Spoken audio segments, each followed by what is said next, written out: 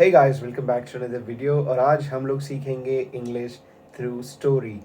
आपको स्टोरी के ज़रिए इंग्लिश सिखाया जाएगा। स्टोरी में जो भी सेंटेंसेस आएंगे उन सारे सेंटेंसेस को डीपली आपको समझाया जाएगा ताकि आपको समझ में आए कि इस तरीके से सेंटेंसेस सारे काम करते हैं। और अगर आपको कोई भी डाउट हो तो मुझे कमेंट सेक्शन में ज़रूर बताना। आपके लिए और भी बहुत सारी स्टोरीज लाई जाएंगी और आपको स्टोरीज के थ्रू सेंटेंसेस को समझाकर, हर एक वर्ड को समझाकर इंग्लिश सिखाया जाएगा। तो चलिए शुरू करते हैं स्टोरी को।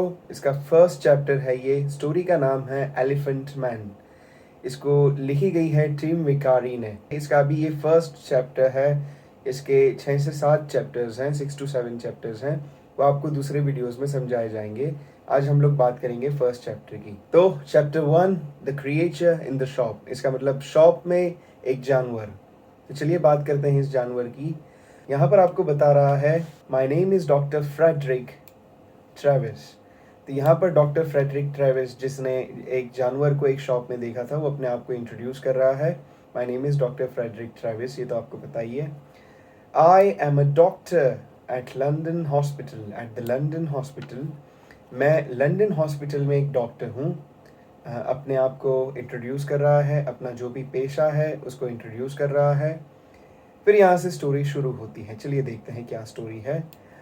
वन डे इन 1884, मतलब एक दिन 1884 में, 1884 के एक दिन की बात है। चलिए देखते हैं क्या हुआ था उस दिन। I saw a picture in the window of a shop near the hospital. तो यहाँ पर जो हॉस्पिटल था उसके नज़दीक में एक शॉप थी, वहाँ पर एक विंडो थी। उस विंडो में मैंने एक पिक्चर देखा।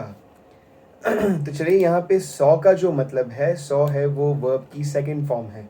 जो सी है, सी सॉ सीन, तो यहाँ पर सेकंड फॉर्म ली गई है क्योंकि यहाँ पर सिंपल पास्ट में बात की गई है। यहाँ पर सॉ का मतलब ही होता है कि मैंने देखा या फिर मैंने देखा था। अगर आपको ऐसा कहना है कि मैं देखूंगा तो यहाँ पर आपको बोलना होगा आई विल सी। यहाँ पर आएगा आई विल सी। अगर आपको कहना है मैं देख रहा हूँ तो आपको बोलना होगा आई एम सीइंग। अगर आपको बोलना है मैं देख रहा था तो आपको बोलना होगा आई वॉज सीइंग। तो यहाँ पर आपको एक चीज़ समझ लेनी है कि इंग्लिश में टाइम चेंज होता है main verb and supporting verb के ज़रिए। Main verb and supporting verb he decide करते हैं कि कौन सा टाइम है। यहाँ पर ये जो मेन वर्ब है सॉ, इसका मतलब ही हुआ कि मैंने देखा। इसका मतलब ये पास्ट में है। तो जब भी आप इंग्लिश में कोई भी सेंटेंस पढ़े, आपको देखना है कि main verb and supporting verb कौन से फॉर्म में है। तो आपको उसी वक्त पता चल जाएगा कि वो सिचुएशन कौन सी है, वो टाइम कौन सा था। तो जब भी आप बोलो इंग्लिश में या फिर लिखो ऐसे या फिर कुछ भी लिखो, आपको याद रखना है main verb and supporting verb. अच्छा, एक और बात यहाँ पे जान लेते हैं कि कुछ लोग यहाँ पे वॉज लगाते हैं। I was see, I was go there, I was went there. This is totally wrong, this is definitely wrong. यहाँ पर कोई वॉज नहीं आएगा। वॉज का मतलब होता है, वॉज का यहाँ पे कोई मतलब ही नहीं है एक्चुअली। सिंपल पास्ट के रूल के अकॉर्डिंग यहाँ पे कुछ आना ही नहीं चाहिए, सिर्फ वी टू ही आना चाहिए। तो अगर आपको कहना है मैंने खाया तो आई एट, एट मतलब मैंने खाया। ऐसा नहीं बोलना चाहिए आई वॉज एट, इसका कुछ मतलब ही नहीं निकलता है। अगर आपको बोलना है मैंने गाड़ी चलाई तो आप बोलोगे आई ड्रोव द कार। अगर आपको बोलना है मैं कूदा या मैं कूदी, then you are supposed to say I jumped, not I was jumped। अगर आप I was jump बोलते हो, that's definitely wrong। तो ये चीज़ आपको समझ लेनी है। जो भी रूल्स एंड रेगुलेशंस हैं टेंसेस के, उनके अकॉर्डिंग ही आपको सेंटेंसेस में वर्ब को लिखना है या फिर बोलना है। तभी आप उस एग्जैक्ट सिचुएशन को एक्सप्रेस कर पाओगे, वरना वो आपका सेंटेंस रॉन्ग हो जाएगा। आई hope you understand this. For example, अगर मैं हिंदी की बात करूँ तो ऐसा, जिन लोगों को हिंदी ठीक से बोलना नहीं आता है वो अपनी लोकल लैंग्वेज यूज़ कर देते हैं। फॉर एग्ज़ाम्पल, अगर मुझे कहना है कि ये मुझे आता है, तो उसकी जगह पे अगर मैं सपोज़ मान लो कि यहाँ पे आई वॉज सी लिखा गया है, तो किसी अंग्रेज़ को ऐसा सुनाई देगा, जो एक हिंदी भाषी को सुनाई देगा, वो कुछ ऐसा होगा, ये मुझे आवड़ता है। It doesn't mean anything, right? So you need to understand this। आपको सिर्फ क्या करना है, रूल्स एंड रेगुलेशंस के अकॉर्डिंग ही सेंटेंसेस में main verb and supporting verb को यूज़ करना है। ठीक है, I hope you understood this. तो चलिए फिर से रिपीट करता हूँ इस सेंटेंस को। इसका मतलब है I saw a picture in the window of a shop near the hospital। इसका मतलब हॉस्पिटल के पास एक शॉप की विंडो में एक पिक्चर देखा, मतलब मैंने एक पिक्चर देखा। I hope you understood. Let's move on to the next sentence now. तो ये जो भी सेंटेंसेस है सारे सिंपल पास्ट में है, मोस्टली 90% सेंटेंसेस सिंपल पास्ट में है। फिर उसके बाद वो कहता है I stopped in front of the shop and looked at the picture. मतलब आई स्टॉप मतलब मैं रुका, इन फ्रंट ऑफ द शॉप मतलब शॉप के सामने। यहाँ पर इन फ्रंट का मतलब होता है के सामने। यहाँ पर इन का मतलब इन मतलब अंदर नहीं होता है। इन फ्रंट पूरा एक वर्ड है जिसका मतलब होता है के सामने। यहाँ पर पूरा सेंटेंस ये है इन फ्रंट ऑफ द शॉप मतलब शॉप के सामने आई स्टॉप मतलब मैं रुका। ठीक है, होप यू अंडरस्टूड। अगेन चलिए इस वर्ब के बारे में बात करते हैं। अगर आपको ऐसा बोलना है कि मैं रुकूंगा तो स्टॉप्ड की जगह पे क्या आएगा? यहाँ पर स्टॉप्ड का मतलब ही होता है मैं रुका। यहाँ पर आपको आई वॉज स्टॉप नहीं लगाना है, हर बार आप याद रखना, मैं हर बार बोलूँगा ताकि आपको अपनी मिस्टेक समझ में आए। जो भी लोग ऐसे मिस्टेक करते हैं उनको समझ में आ जाए। आई स्टॉप्ड का मतलब ही होता है मैं रुका। अगर आपको बोलना है मैं रुकूंगा then you are suppose to say I will stop. अगर आपको कहना है मैं रुक रहा हूँ then you should say I am stopping. अगर आपको कहना है मैं रुक रहा था then definitely I was stopping. तो main verb and supporting verb ही हैं जो टेंसेस को, जो टाइम को चेंज करते हैं। आई hope you understood this. I hope you understood this means मैं आशा करता हूँ कि आप समझे। You understood not you was understand. मैं आशा करता हूँ कि यू अंडरस्टूड, आप समझे। अंडरस्टूड का मतलब ही होता है आप समझे। Okay, let's just continue with this. I stopped in front of the shop, shop के सामने रुका। एंड ये कंजक्शन है। इसके बाद कोई दूसरी सिचुएशन भी आप लगा सकते हैं, डिपेंड्स अपॉन द सिचुएशन, आपकी जो भी रिक्वायरमेंट है उसके हिसाब से। And looked at the picture, फिर वो दूसरी एक्टिविटी करता है। And looked at the picture, at the picture means picture की तरफ। लुक्ड का मतलब ही हो गया, यहाँ पर लुक्ड का मतलब ही हो गया देखा। ठीक है, अगर आपको ये बोलना है कि मैं देखूंगा, again I am telling you I will look. अगर आपको कहना है मैं देख रहा हूँ then it's I am looking. अगर आपको कहना है मैं देख रहा था तो आई वॉज लुकिंग। लेकिन यहाँ पे है आई लुक्ड मीन्स मैंने देखा। ठीक है, तो इसका मतलब हुआ मैंने देखा। चलिए तो पूरा सेंटेंस क्या है? And looked at the picture, और पिक्चर के सामने, पिक्चर की तरफ देखा। तो ये पूरा सेंटेंस है I stopped in front of the shop and looked at the picture. मतलब मैं शॉप के सामने रुका और मैंने पिक्चर की तरफ देखा। ठीक है, चलिए आगे बढ़ते हैं। एट फर्स्ट, पहली बार। आई फेल्ट इंटरेस्टेड मतलब मुझे पहले तो दिलचस्प लगा, जो पिक्चर था वो दिलचस्प लगा। ठीक है, फेल्ट का मतलब ही होता है मुझे लगा या मुझे महसूस हुआ। ये वर्ब की सेकेंड फॉर्म है, अगेन फील की सेकेंड फॉर्म है। यहाँ पर आई वॉज फील नहीं लगाया गया है। Again I am telling you, क्योंकि मैं चाहता हूँ कि आप इस प्रॉब्लम को जड़ से निकाल कर फेंक दें।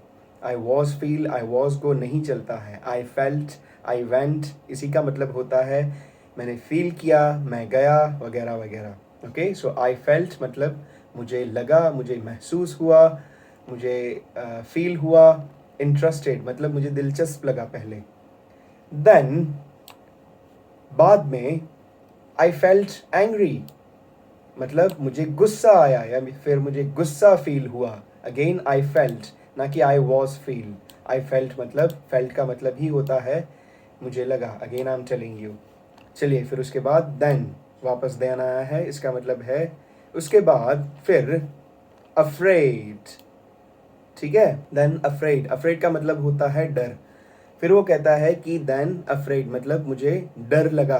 तो अगेन एंड अगेन यहाँ पे एक फ्लेक्सिबिलिटी होती है इंग्लिश की कि हर बार सब्जेक्ट को या फिर कुछ चीज़ों को, सपोर्टिंग वर्ब को या फिर वर्ब्स को यूज़ करना ज़रूरी नहीं होता है। तो यहाँ पर आई फेल्ट को ओमिट कर दिया गया है, हटा दिया गया है, और उसकी जगह पे डायरेक्टली अफ्रेड लिख दिया गया है। तो यहाँ पर इनविजिबल है आई फेल्ट, दोनों चीज़ें। ठीक है, होप यू अंडरस्टूड दिस। तो यहाँ पर इसका मतलब ही है मुझे डर लगा, मुझे डर महसूस हुआ, इसका मतलब यही हो गया है। ये एक इंग्लिश की फ्लेक्सिबिलिटी है कि आप कुछ वर्ड्स को ओमिट कर सकते हो, क्योंकि हर बार एक ही चीज़ रिपीट कर कर कर कर किया जाएगा तो डेफिनेटली वो थोड़ा सा बोरिंग फील होगा। ठीक है, तो पूरा सेंटेंस बना, at first I felt interested, then I felt angry, then afraid. मतलब पहले तो मुझे दिलचस्प लगा, फिर मुझे गुस्सा आया, गुस्सा महसूस हुआ, फिर मुझे डर लगा। क्यों? पिक्चर को देख के।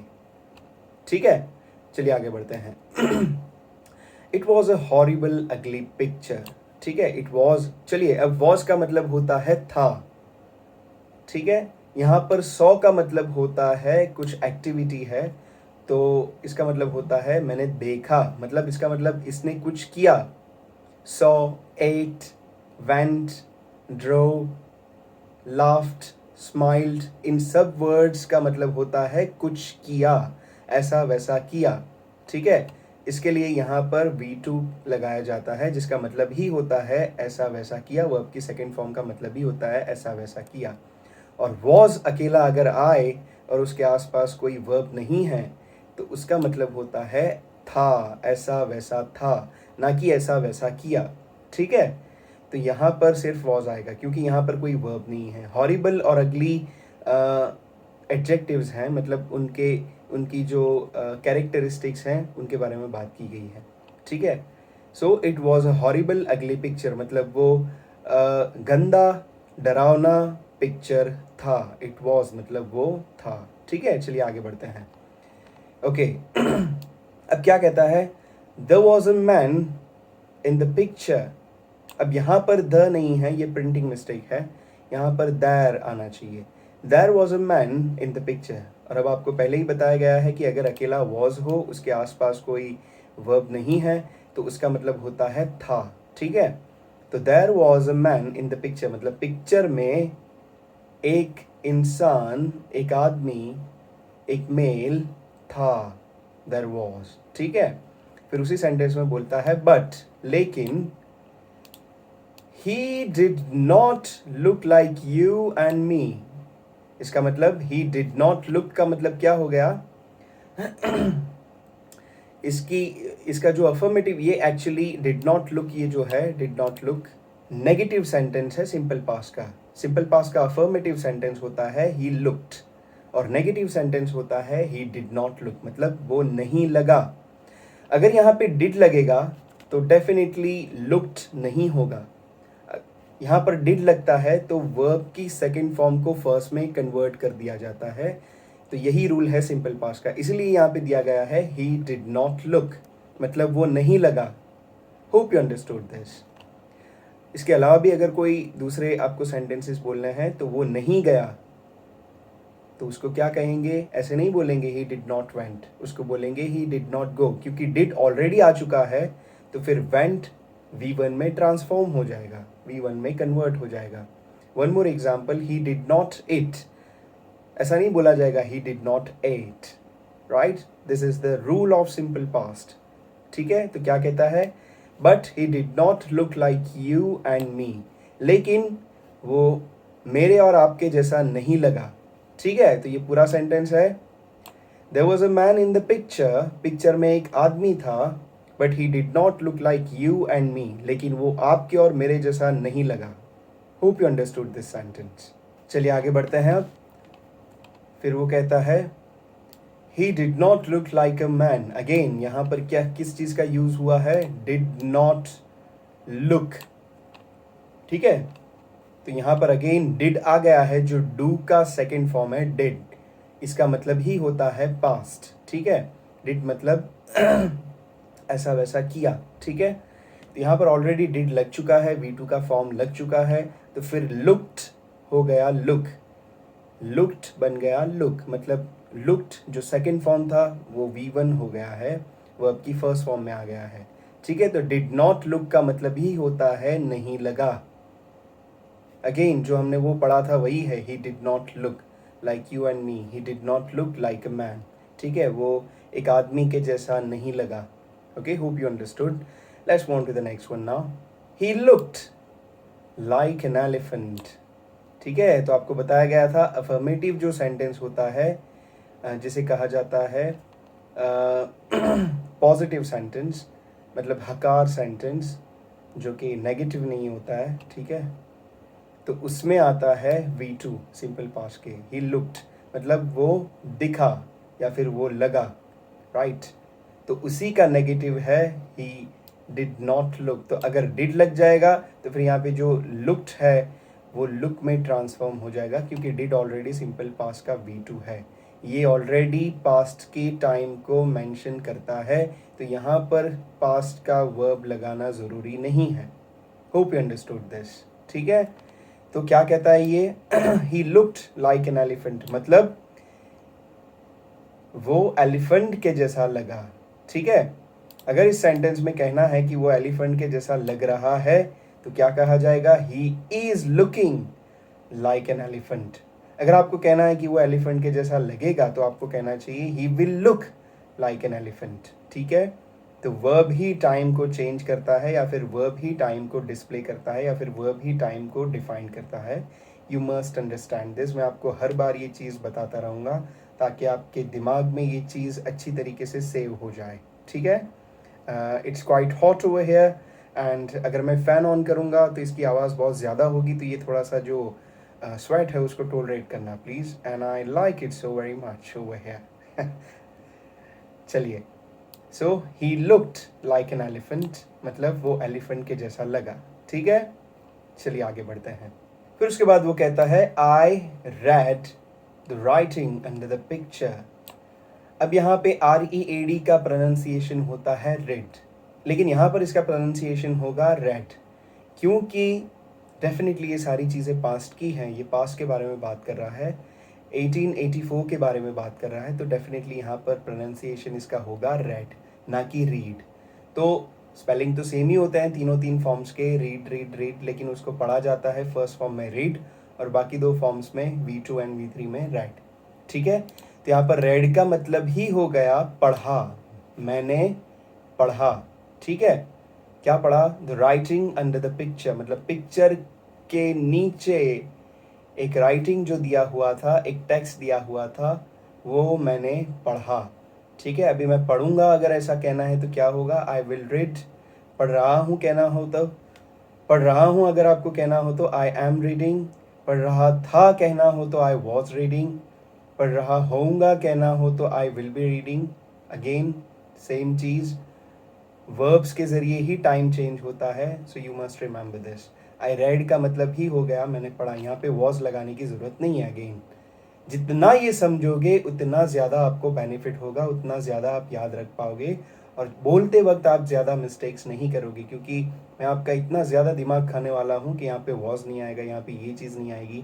तो अगर आप इसको देख देख देख देख करोगे और आप इसको हर बार सुन सुन करोगे तो आपको इतना ज़्यादा दिमाग में सेव हो जाएगा, आपको इतनी ज़्यादा हैबिट हो जाएगी इसकी कि आप मोस्ट प्रॉब्ली नहीं भूलोगे, ठीक है।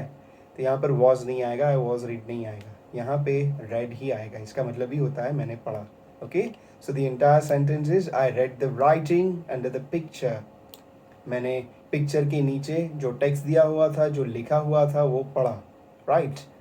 इट सेड मतलब वो टेक्स्ट कह रहा था, वहाँ पे लिखा हुआ था, मैसेज था। इट सेड मतलब उसने कहा, ठीक है, नॉट इट वॉज से, इट सेड मतलब उसने कहा, मतलब टेक्स्ट बता रहा था क्या, तो ये message come and see the elephant man, ठीक है। अब यहाँ पे बात हो रही है एलिफेंट मैन की, तो यहाँ पर कहा गया है कम, कम इन।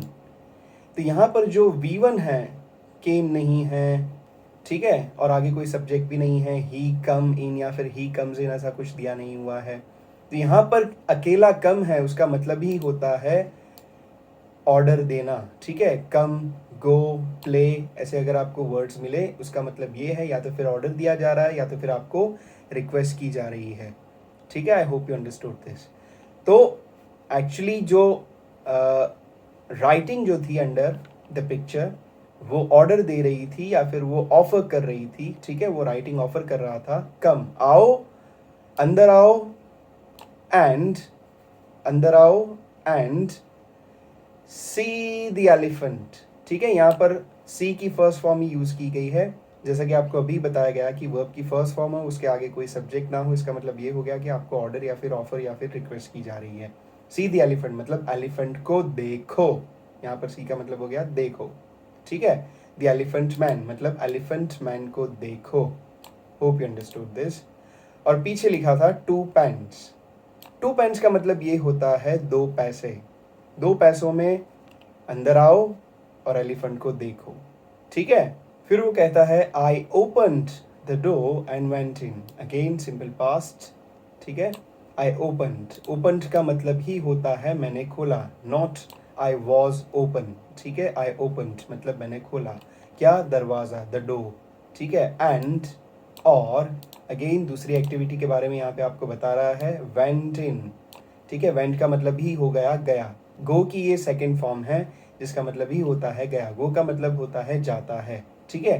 तो यहाँ पे आई वॉज गो आपको नहीं लगाना है। Remember this every single time, I am gonna be telling you all the time, ठीक है। I open the door and went इन मतलब मैंने दरवाज़ा खोला और अंदर गया, ठीक है। फिर कहता है there was a man in the shop. दुकान में एक बंदा था। देयर वॉज आपको पहले ही बताया गया, अकेला वॉज है, फिर उसके बाद कोई वर्ब नहीं है और सिर्फ नाउन है, ठीक है। इसका मतलब होता है था। There was a man in the shop, okay. चलो, he was a dirty man in an old coat with a cigarette in his mouth. तो क्या बताता है, उस जिस इंसान को देखा उस इंसान के बारे में बताता है। ही वॉज अ डर्टी मैन, वो एक गंदा आदमी था। इन एन ओल्ड कोट, पुराने कोट में, विद सिगरेट, सिगरेट के साथ, इन हिज माउथ अपने माउथ में मतलब अपने मुंह में सिगरेट के साथ पुराना कोट पहना हुआ एक डर्टी गंदा इंसान, गंदा मैन वहाँ पर था, ठीक है। वॉट डू यू वॉन्ट मतलब आपको क्या चाहिए, ये तो आपको पता ही होगा sentence, what do you want, ठीक है। वॉन्ट मतलब चाहिए, वॉट डू यू वॉन्ट आपको क्या चाहिए। ही आस्क्ड मतलब उसने पूछा। किसने पूछा, डर्टी मैन ने, ओल्ड कोट में जो था उसने पूछा। ही आस्क्ड, यहाँ पर ही आस्क्ड, आस्क की सेकंड फॉर्म है आस्क्ड। इसका मतलब ही होता है उसने पूछा, ना कि he was ask. I'll keep telling you again and again so you remember everything. So he asked मतलब उसने पूछा, ठीक है। चलिए आगे बढ़ते हैं। तो फिर जो बंदा अंदर गया था, ठीक है, उसने कहा I'd like to see the elephant man. Please, I said. ठीक है, तो उसने कहा, ठीक है, मैंने कहा मतलब वो हमें बता रहा है अभी, मैंने कहा I'd like to see, ये ID जो है शॉर्ट फॉर्म, वो I would की शॉर्ट फॉर्म है, I would, ठीक है। तो I would like to see मतलब मैं देखना पसंद करूँगा।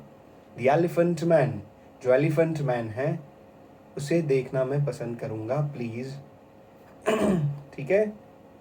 तो मैंने कहा मैं एलिफेंट मैन देखना पसंद करूँगा, उसका जवाब दिया ही आस्क्ड, ठीक है। चलिए आगे बढ़ते हैं। The man looked at me angrily, ठीक है।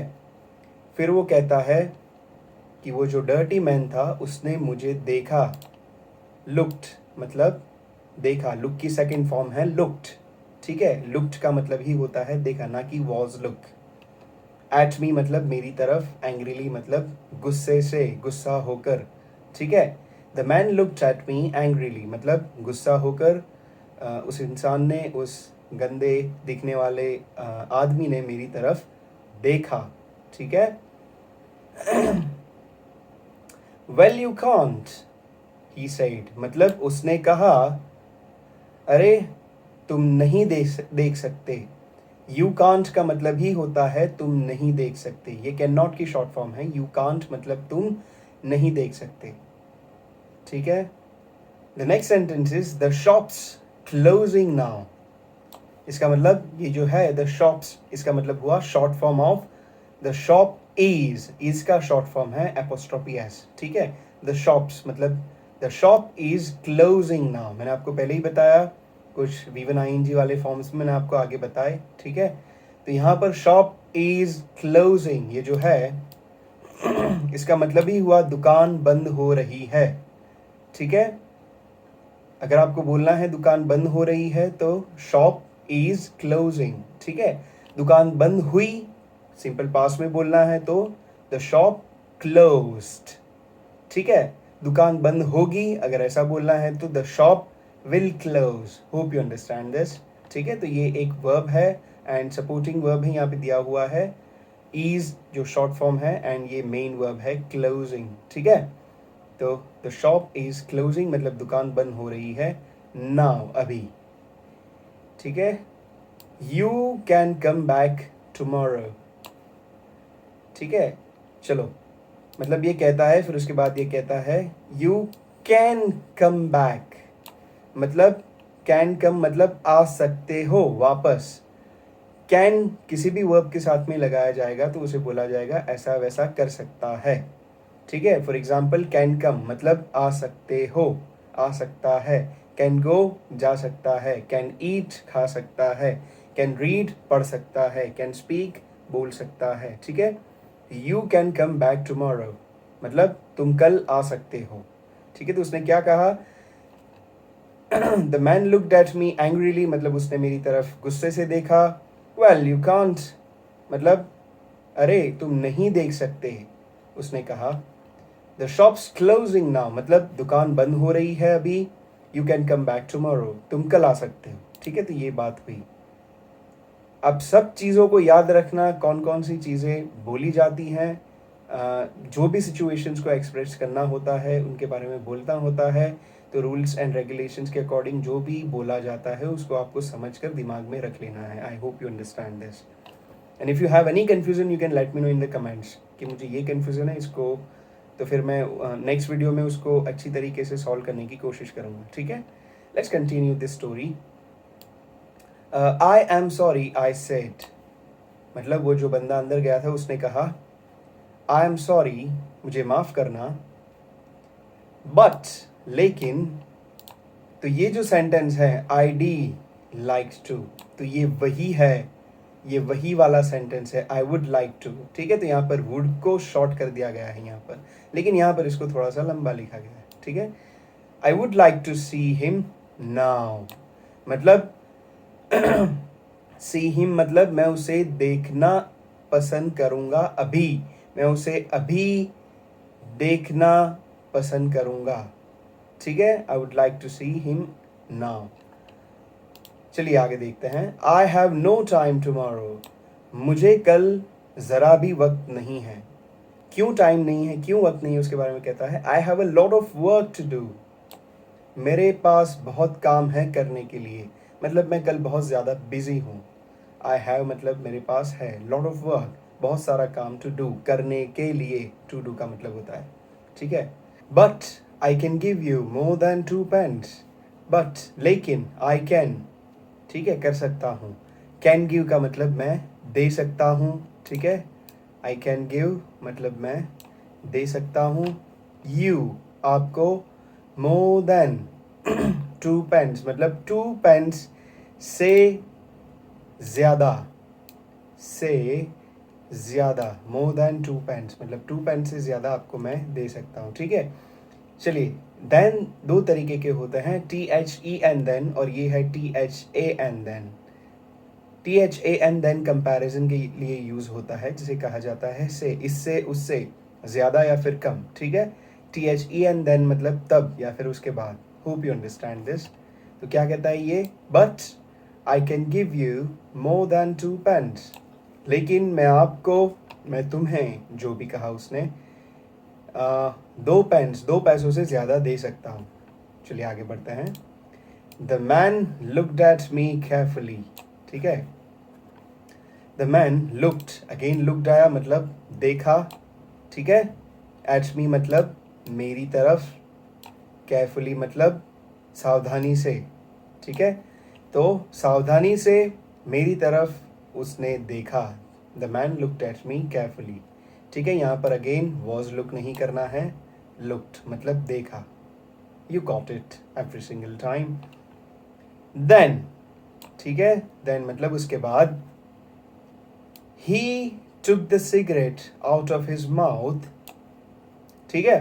ही टुक मतलब उसने लिया, नॉट वॉज टेक, इसका सेकेंड फॉर्म आएगा टुक। ही टुक मतलब उसने लिया, मतलब उसने निकाला।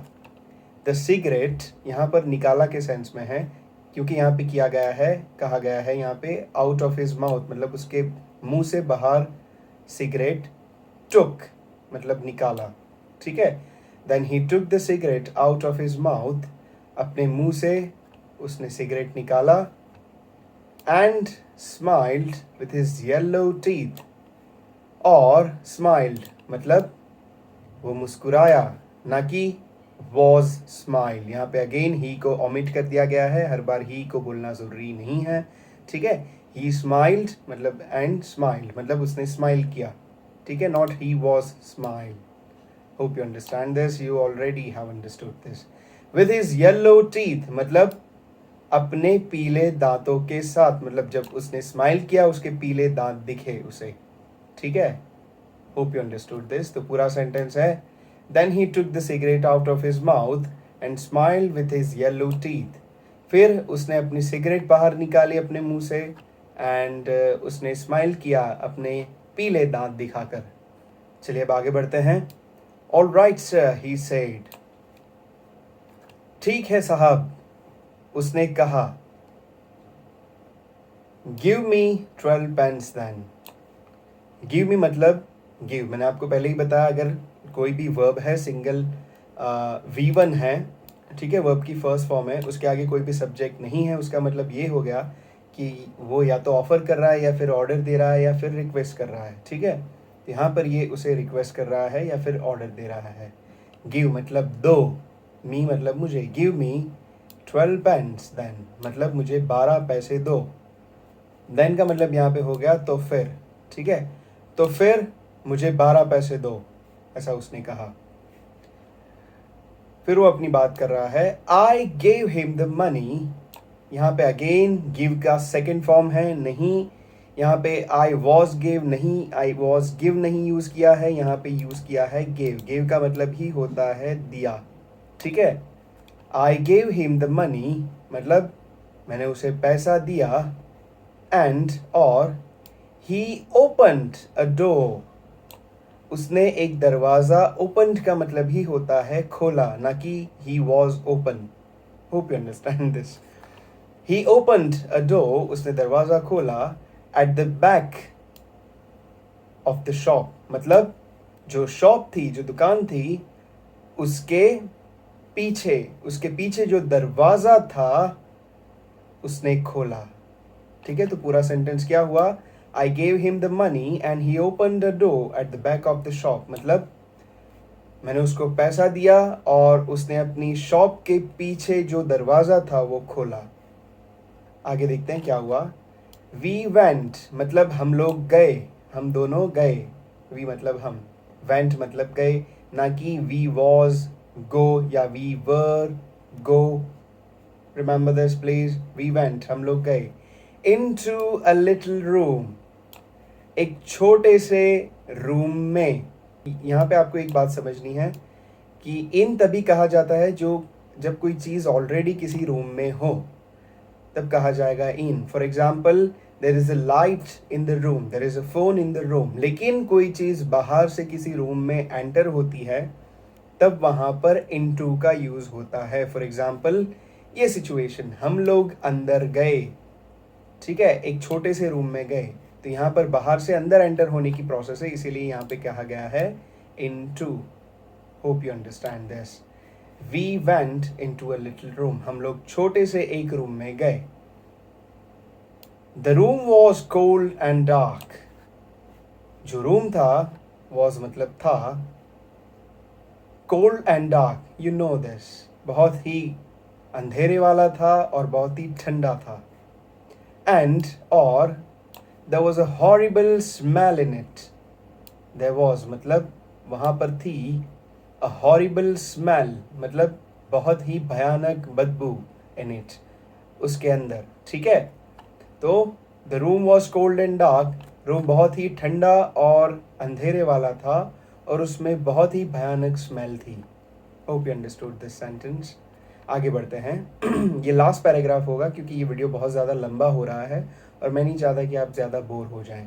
एंड इस वीडियो की जो आगे की स्टोरी है मैं आपको वो अगले वीडियो में बताऊंगा, ताकि आप बोर ना हो जाए। एंड अगले वीडियो के लिए please stay tuned and subscribe कर ले इस चैनल को। ऐसे बहुत सारी स्टोरीज वाले वीडियोस आने वाले हैं और आपको इसी तरीके से डीप में समझाया जाएगा कि लोग कहाँ पे मिस्टेक्स करते हैं सेंटेंसेस में और उनको कैसे सेंटेंसेस बोलने चाहिए as per the rules and regulations of the grammar. ठीक है, चलिए आगे बढ़ते हैं हम।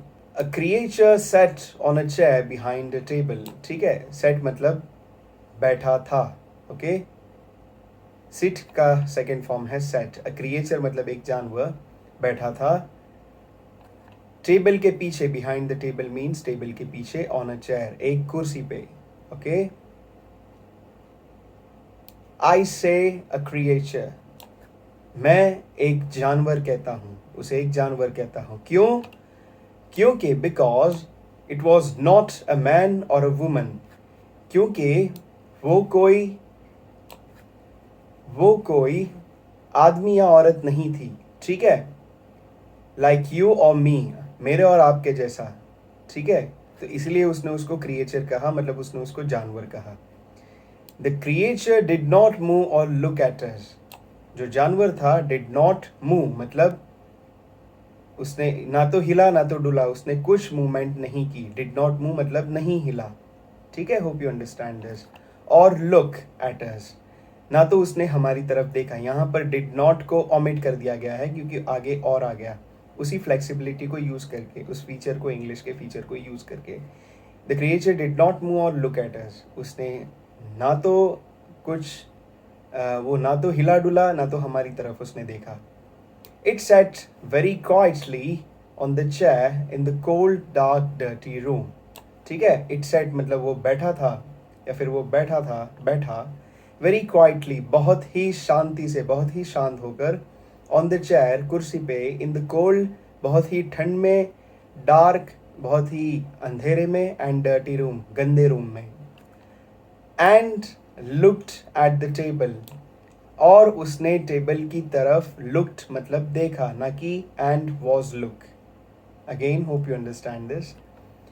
ठीक है, चलिए आगे बढ़ते हैं। The creature had cloth over its head, जो जानवर था उसके सर पर एक कपड़ा था। ठीक है, हैड मतलब था, हैव का पास्ट, हैव मतलब है, हैड मतलब था, उसके पास था। बिकॉज क्योंकि, ऑफ द कोल्ड, ठीक है, ठंडी की वजह से, बिकॉज ऑफ द कोल्ड मतलब ठंडी की वजह से उसके सिर पर एक कपड़ा था। On the table in front of it, table पे उसके सामने, there was a dead flower. ठीक है, वहां पर एक मुरझाया हुआ फूल था। ओके, तो there was, sorry, on the table in front of it there was a dead flower मतलब टेबल पर उसके सामने एक डेड फ्लावर था। ठीक है, I hope you understand this. चलिए तो इस वीडियो को यहाँ पे ही एंड करते हैं, बिकॉज ये वीडियो काफ़ी ज़्यादा लंबा हो जाएगा। और आपको आगे की स्टोरी जाननी है तो आगे वीडियो अपलोड होने वाला है, तब तक के लिए चैनल को सब्सक्राइब कर ले और इस वीडियो को लाइक करें अगर आपको पसंद आया है ये वीडियो। और जो भी ग्रामर के रूल्स एंड रेगुलेशन सिखाए गए हैं आपको, जो भी सेंटेंसेस को कैसे बोलना चाहिए, कैसे लिखना चाहिए, वो सिखाया गया है, वो आपको याद कर लेना है और नोट डाउन कर लेना है कि ये वाली मिस्टेक्स नहीं करनी है, ये वाली जो करेक्ट फॉर्मेशंस हैं वो मुझे यूज़ करनी है। And that's it for today, thanks very much for this video. आगे वीडियो आने वाला है, डेफिनेटली आगे की स्टोरी बताई जाने वाली है यहाँ पर इस वीडियो में, आगे वाले वीडियो में। तो सब्सक्राइब कर ले मोटिवेशनल इंग्लिश को और आगे अपने दोस्तों में भी शेयर करें ताकि वो भी काफ़ी डीपली इंग्लिश सीख पाए एंड अपनी लाइफ में इंप्लीमेंट कर पाए। Thanks very much for watching this video. Hit the like button if you like this video and do not forget to subscribe. I will talk to you guys in the next one. Goodbye, take care.